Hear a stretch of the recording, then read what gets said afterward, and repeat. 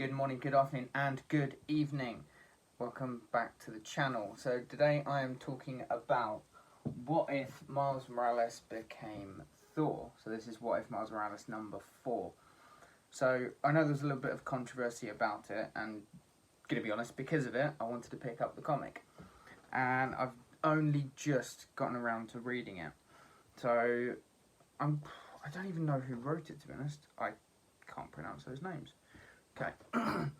So, the What If series was originally done, I want to say it was like 70s. It was done as a fun kind of multiversal take on certain characters.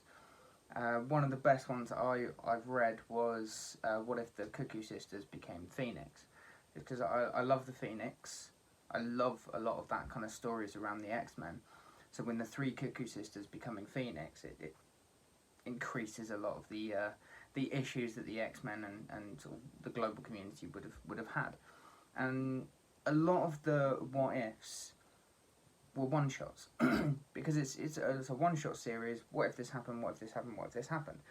There was what if Deadly Genesis, and that was Charles Xavier, instead of sending the X team that we know, the second generation of X team, what if he'd sent, well, what if the first team kind of survived? And those events actually led to a story in Uncanny X-Men, because we were introduced to the characters in the What If. So it kind of made sense for us to get that, to then go into the Uncanny, I can't even remember what number it was. So a lot of the What Ifs are one-offs, like I said, but over the last few years, I know What Ifs have become more of a series, which is a little bit disappointing. So I actually really like the whole one and done kind of thing. So this is What If number 4, and one of the biggest things that it was criticised for was racial stereotypes. And I thought, no, there's no way it's going to be as bad as people are saying. It's absolutely ridiculous. I don't believe that it can really be that bad. Yeah, I was wrong. I was really wrong. The book starts with a rap that's just incredibly cringeworthy. I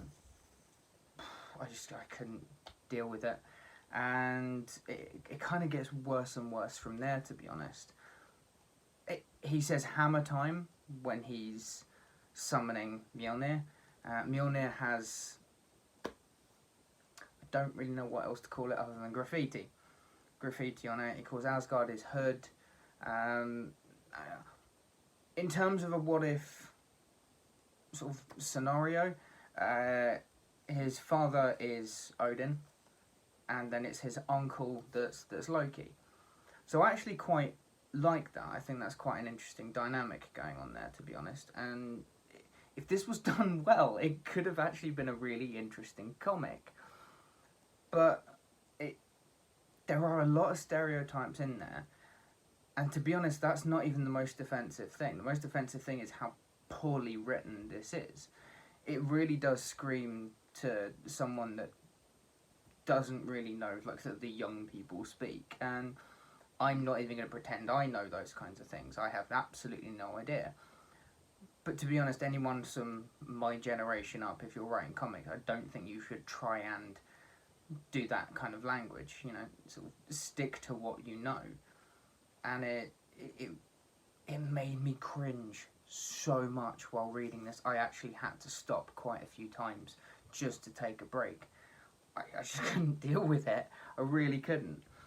Oh God, it's I don't know, like, what I can even show you, to be honest, because, like I said, it's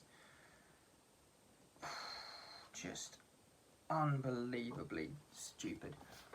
The artwork in some aspects, the art is okay, but oh yeah, the way he talks to the Ravens as well is just ridiculous.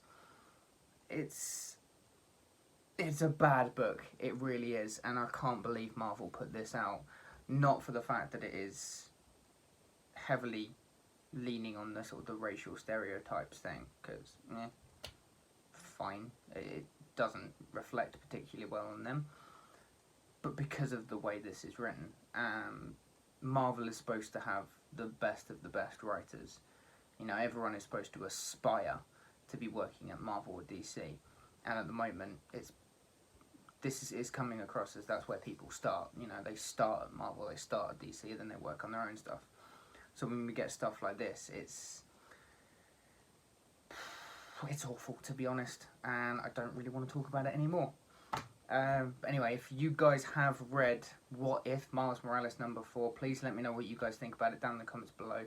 Please don't forget to like, share, and subscribe, because it really does help me out. And I'll see you on the next video.